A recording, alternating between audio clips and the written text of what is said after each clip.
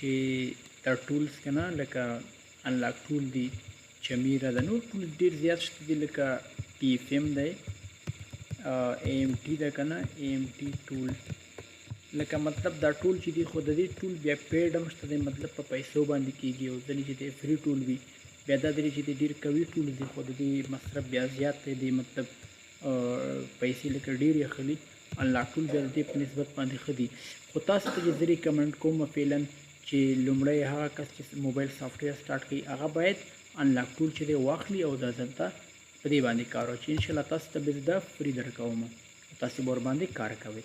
راځو بل چې دا ډونګلز دی، ټولز خو تاسو پوه شولئ ډونګلز څه ته ویلی شي. ډونګلز چې دی دا یو سیسټم دی چې د موبایل سافټویر او فلشینګ لپاره چې دی یوز کېږي.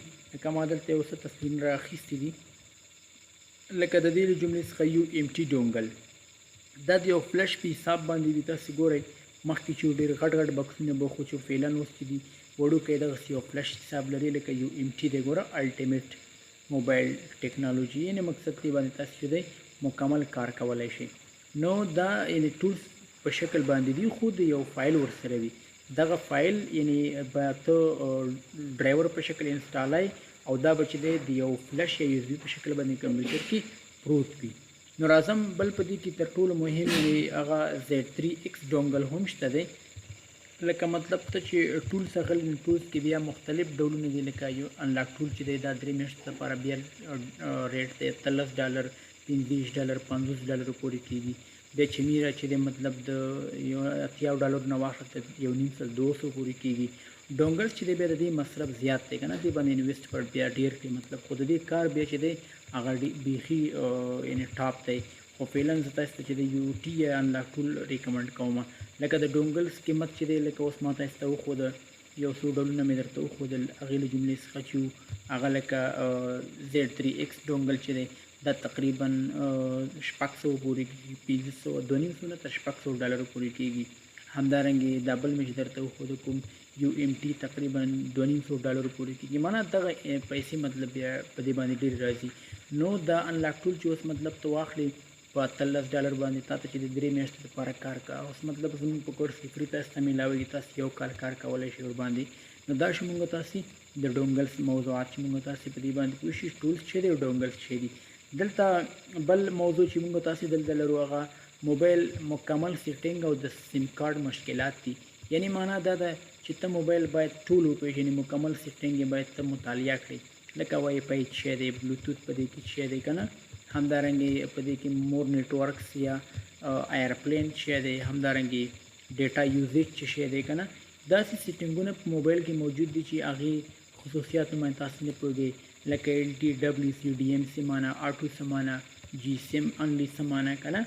دا ټول سیټینګونه باید موږ تاسو چې دی د موبایل سافټویر لپاره وپېژنو، ځکه تاسو یو کسټمر موبایل راوړي هغه د سافټویر مشکل نه وي، هغه موبایل سیټینګ یې حلېږي. نو باید ته موبایل سیټینګ A to Z مکمل شکل زده کړئ. نو موږ تاسو راتلونکی درس په هغه موبایل سیټینګ وي، موبایل سیټینګ به چې دی سبا ته مکمل تاسو تشریح کوم. همدارنګه سبا به دغه دواړه موضوعات وایم چې د موبایل سیټینګ او د موبایل کوډونو مشکلات، چې موبایل کوم کوډونه لري، کوم مشکلات لري. لکه دلته موږ په تېر ورځ موږ درته فکر کوم داسې وښوده چې اندر موږ تاسې به چې دی د آی کلاود یا د حفاظتي کوډ چې کوم د یا د اکاونټ لپاره د چا هغه دی د آیفون موبایلونو هغه مکمل هغې پورې به موږ تاسې مطلب دا پېژنو او دا به ختمو، او وروسته د هغې نه به چې دی موږ تاسې بیا د خیره سیسټم پای ته رسوو. نو داسې موضوعات به چې دی لکه هغه د موبایل کوډ دا به تفصیلي ډول وایو. لکه زه اوس دلته فار اګزامپل راشم ټولز ته، په ټولز کې ما آیفون ټیپ ته انتخاب کړ. نو دلته اوس که زه راشم او تاسو ته مطلب ووایم چې په دې کې زه د آیفون چې شته پاسپورټ ته راځم یا اوټیلیټي ته راځم یا هیلو لاک ته راځم، نو ته باید د الریډي وپېژنې. ګوره اکټیویشن ته راځم، زیاتره آیفون ته چې دی ته فلشینګ وروسته چې دی اکټیویشن لاک اخلي، نو هغه ټول په دې ټول باندې حلېږي. نو د دې پېژندل اول تر ټولو ډېر مهم دي.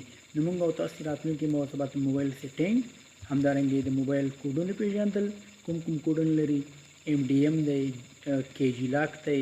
یوازې دا لاک نه دی مطلب چې موږ تاسو وایو چې پیټرن دی، یوازې مطلب د کرښې کوډ دی. نو زه به دا درې وړه موضوعات انلاکینګ، فلشینګ او فکسینګ په دې باندې به مکمل ډول موږ تاسو کار کوو.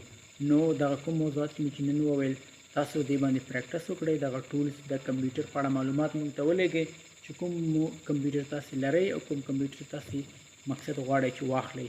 همدارنګه دې پسې بل موضوع به چې موږ تاسو بیاغه د ډرایورز انسټالیشن به وي، ځکه موږ تاسو اساسي موضوع چې واغه دغه ډیر مهمو چې ټول د سی پی یو پیژندنه و. دا موږ تاسو ډیر مهم ځکه ګڼو چې امدادینه موږ موبایل چیک او خلاصولای شو، امدادینه چې موبایل فلش کولای هم شو. نو دا موږ تاسو هغه موضوعات شو چې دلته نه دی یو چپټر په شکل مو ویل. سبا ته هم همدغه سی موضوعات د خیره او بل سبب د خیره موږ بیا عملی راځو او هغه کې به چې د پیژنو چې کوډ چې د اف ار پی کوډ چې د ایم به څنګه چینج کوو. هغه ټول شینو باندې موږ تاسو په دې ټولز کې غږیږو، داخل کې بور باندې غږیږو.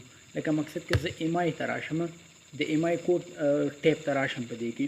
نو په دې کې فلش څه ته ویل شي چې دلته ټولز تر اعظم پای ته فلش باندې الریډي پوي ستا دماغ دا خسي چې فلشینګ څه ته ویل شي.